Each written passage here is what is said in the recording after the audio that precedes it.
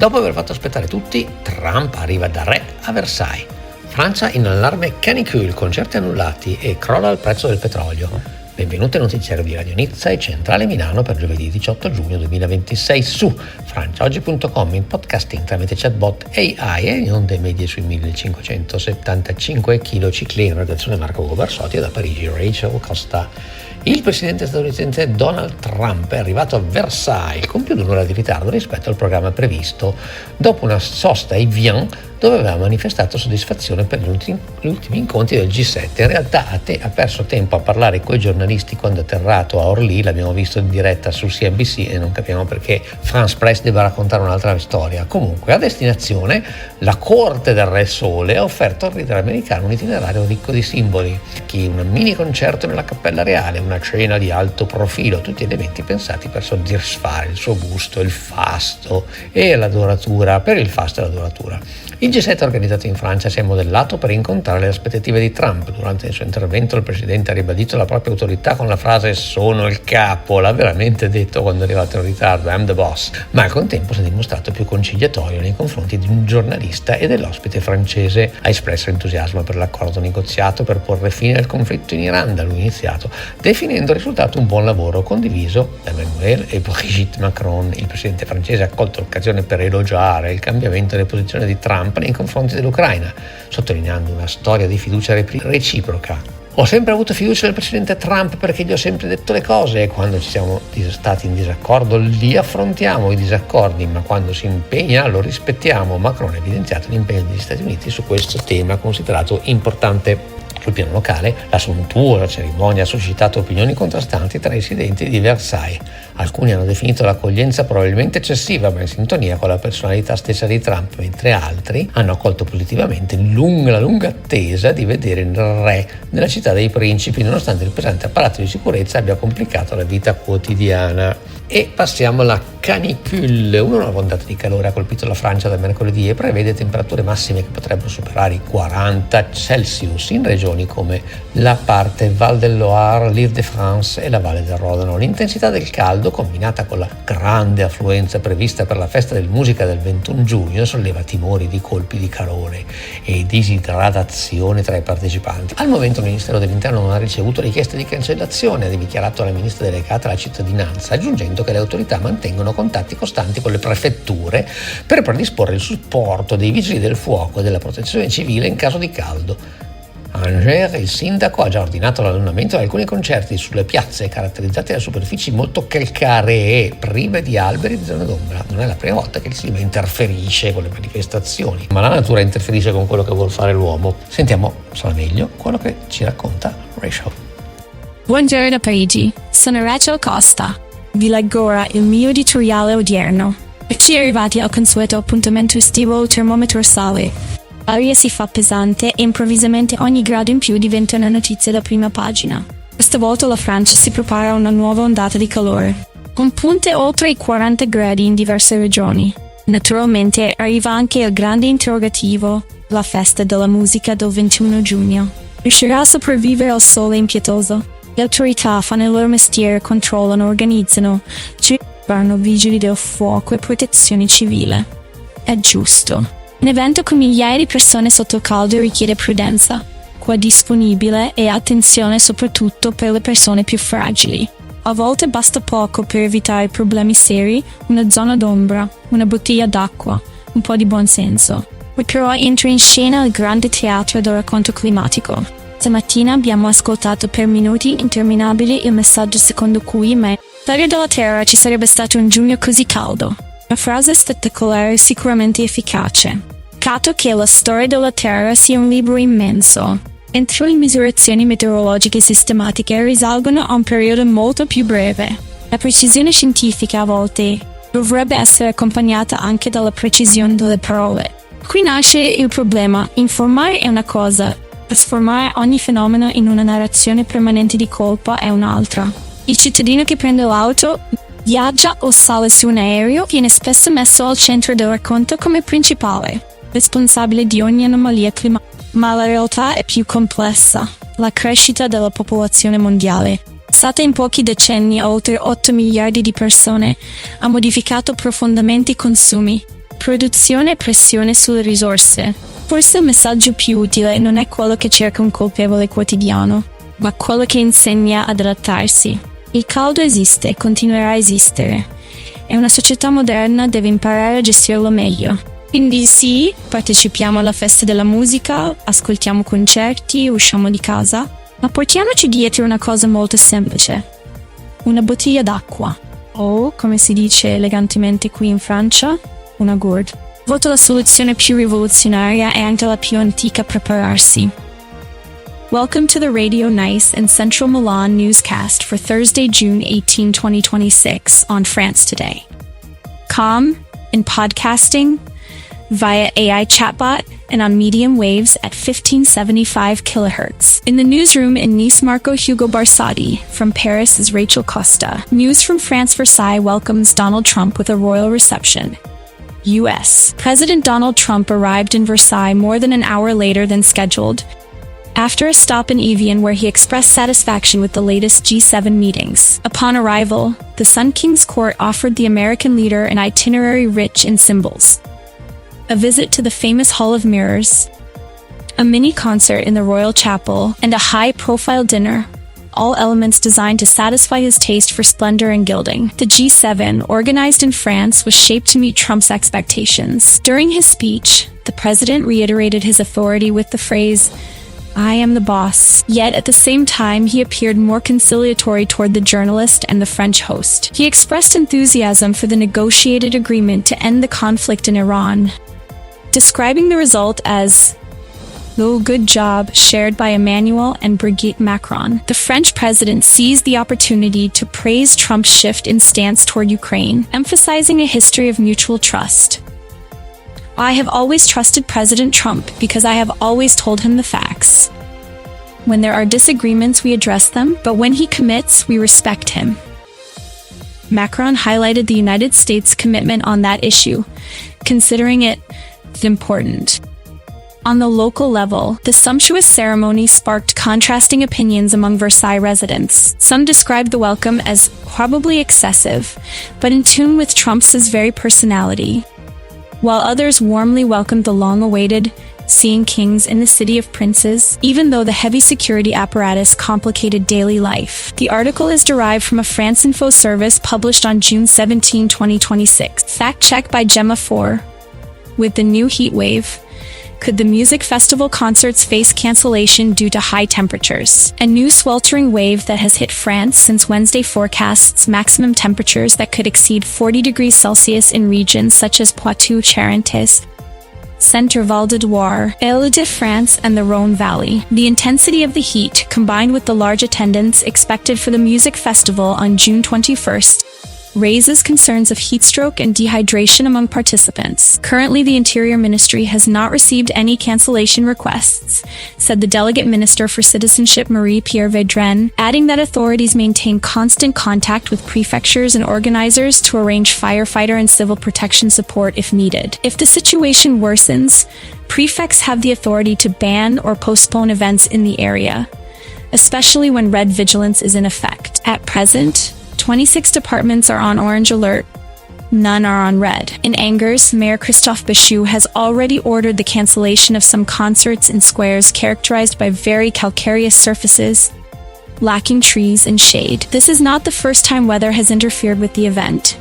In 2025, high temperatures had already forced the cancellation of concerts in Brive, Tours, and Lagourde, prompting other towns to distribute water and install faucets to combat participant dehydration. Authorities remind that heat waves can pose a serious health risk, especially for the elderly, people with disabilities, or isolated individuals. It is recommended to drink regularly, avoid intense exertion during the hottest hours, and monitor any symptoms of heat stroke, calling 15 in case of emergency. The article analyzes the consequences of the ongoing heat wave on the music festival, a national event scheduled for Sunday, June 21, 2026. Fact check by Gemma 4. Rachel's editorial: Heat, songs, and yet another summer panic wave. I am now reading you my current editorial. The first day of the music festival in France is preparing to suffocate under a 40 degrees Celsius heat wave. Yet it is surprising that no one has cancelled the show yet. Is it perhaps true that art is stronger than sweating? Or has the Ministry of Citizenship forgotten to update its emergency algorithm? Money flowers, little fire. While meteorologists remain silent, prefects wrestle with orange and red vigilance, promising to send firefighters with buckets of water instead of guitars. Doesn't seem a bit ironic that the same bureaucracy fighting to reduce emissions is the only one asking for a glass of water from those about to sing under the scorching sun? The news mentioned a few cancellations and angers, citing the mineralized places without shade. Question: is the real threat the singer's soap heel or yet another invitation to drink water, call 15 and close the shutters? If the weather really wants a concert, why not organize a symphony of solar-powered fans? And now let's ask ourselves seriously, is the weather a simple logistical obstacle or a warning that our pop culture can no longer ignore? If the answer were yes, but with a bit of ice in the glass, then perhaps we will have understood that the problem is not the music, but our ability to stay warm without losing the rhythm. Con of the day: Monk. Master, if the heat wave prevents concerts, is the heat turning off the music or the music turning off the citizens' will? Master, the fire does not cancel the notes, but turns them into silences that vibrate louder until the body forgets how to dance. Monk, and if the silence becomes permanent, does it mean our civilization has chosen shade rather than sun? Master, when the sun retreats behind clouds of thought, the true shadow is the fear that no longer dares to listen. Master, let's return to the news. Oil prices collapse after the US-Iran deal and forecasts of a supply surplus for next year. The oil market saw a sharp decline on Thursday after the signing of an agreement between US President Donald Trump and his Iranian counterpart Masoud Pezeshkian, aimed at ending the conflict in the Middle East. The August Brent futures fell 13% to $78.65 per barrel, while the July West Texas Intermediate slipped 26% to $75.82. During the press conference, Trump warned that the United States would strike Iran if Tehran failed to meet its commitments, stating a willingness to intervene militarily if necessary. This statement added a note of uncertainty despite the new diplomatic pact. Meanwhile, the International Energy Agency released in its latest monthly report an expectation of a significant oil supply surplus for 2027. According to the agency, global production should dip to 102.4 million barrels per day in 2026 before rising to 110.3 million in 2027, creating what it calls a market surplus. The organization highlighted that a lasting resolution of the Middle East conflict could accelerate the increase in supply volumes, contributing to this excess scenario. An analysis by New York Life Investment Management noted that, while the drop in oil prices may reduce the risk of a new inflationary wave, the situation cannot yet be described as, well, good.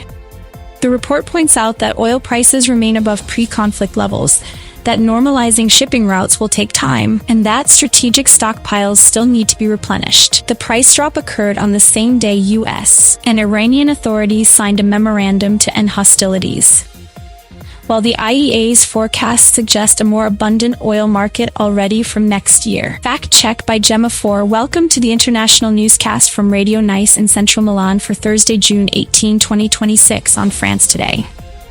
In podcasting and on medium waves at 1575 kHz. From Paris, this is Rachel Costa. Cuba approves new economic reforms toward a free market. The Cuban Communist Party voted unanimously on a series of legislative changes aimed at liberalizing the economy. The measures provide for a reduction in the number of state employees, the opening of key sectors to private investment, and the promotion of partnerships with foreign capital. President Raul Castro emphasized that the goal is to stimulate growth and reduce dependence on imports of essential goods. International analysts warn that these reforms could boost tourism and exports, but also fear possible social tensions arising from the reduction of public sector jobs. Market response has been cautiously optimistic, with investors closely watching the opening path of a country that, until a few months ago, was considered closed to private capital. Trump and Iranian President Pezeshkian signed a memorandum to end the war. In a sweeping announcement from Evian, U.S., President Donald Trump struck an agreement with the new Iranian President Ibrahim Pezeshkian. The document, signed before the G7 leaders, provides for a cessation of hostilities, Iran's renunciation of developing a nuclear program, and a $300 billion aid package for the country's reconstruction. The United States also promised to lift the 1979 sanctions and to facilitate the return of frozen Iranian assets. International reactions have been mixed. Some European countries welcomed the gesture, seeing it as a chance for stability in the region, while others expressed skepticism about the long-term sustainability of the treaty. Geopolitical experts stress that success will depend on both parties' ability to honor commitments and to manage internal pressures opposed to making concessions. Kevin Warsh, new Fed chair, holds interest rates. The new governor of the Federal Reserve, Kevin Warsh, held his first monetary policy meeting keeping interest rates unchanged at 5.25%. In a statement more concise than previous meetings, Warsh highlighted the intention to curb inflation without further rate hikes. The decision surprised market participants, who had feared a more aggressive turn, but at the same time it bolstered confidence in the stability of the U.S.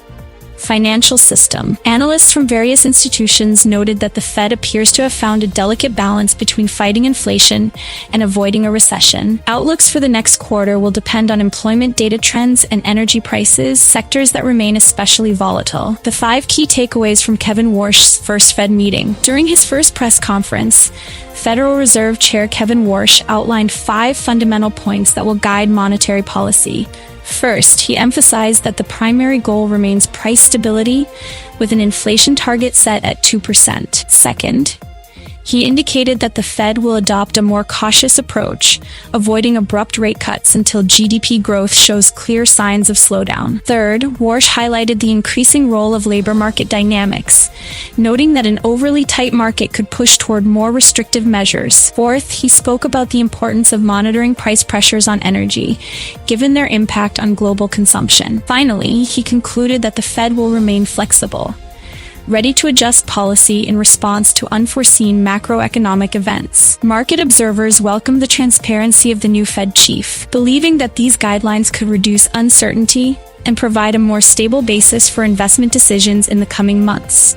The ban on Anthropic raises concerns at OpenAI and across the AI sector. A recent measure banning Anthropic from hiring foreign talent has sparked a heated debate in the artificial intelligence world. The decision, taken by U.S. authorities for national security reasons, prevents non-American researchers from accessing sensitive generative AI projects. OpenAI expressed concerns that such a restriction could create a domino effect, limiting international collaboration and slowing technological progress. Startup companies in the sector fear the measure could fuel an arms race among big firms, prompting them to further close their platforms to foreign talent. Some experts have suggested that a more balanced response, with targeted controls rather than a total ban, would be more effective in protecting security without stifling innovation. Meanwhile, lawmakers are evaluating new regulations aimed at governing AI use without compromising the United States' global competitiveness. The issue remains open, with the sector watching government moves closely. Weather: Paris, Monaco, Monte Carlo, and Milan for Thursday, June 18, 2026. Paris, bright sun with heat peaks. Calm morning with temperatures around 21 degrees Celsius. Light southwest wind at 15 km/h and a sky almost cloudless. The afternoon heats up with intense warmth, highs reaching 36 degrees Celsius.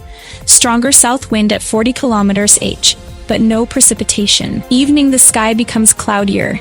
Temperatures drop to about 30 degrees Celsius, with northeast winds at 35 km/h and a slight 25% chance of rain. Night brings a milder cool, lows around 26 degrees Celsius, calm north wind at 20 km and no rain. According to expert Regis Crepet, the day will be sweltering, with temperatures 9 degrees Celsius above the seasonal average. In summary, highs 36, lows 21, winds 15 kilometers to 40 kilometers h. No rain except a few evening drops. Monaco, Monte Carlo, Mediterranean heat and clarity. The morning in Monaco is bright with temperatures of 24 degrees Celsius, light east wind at 20 km/h, and a practically clear sky. In the afternoon, the sun continues to dominate, temperatures rising to 28 degrees Celsius, southeast wind at 20 kilometers h, and no trace of rain. Evening temperatures slip slightly to 24 degrees Celsius, with a calmer south wind at 15 kilometers h, and still no precipitation. Night brings a cool 22 degrees Celsius, weak southwest wind at 10 kilometers, and a clear sky. In this high-pressure day, the weather is stable and dry, with highs 28, lows 24, moderate winds, and no rain in sight. Milan.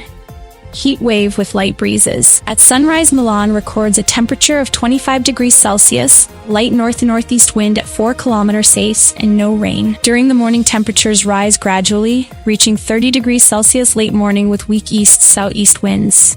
The afternoon brings the peak of the heat, with highs touching 35 degrees Celsius.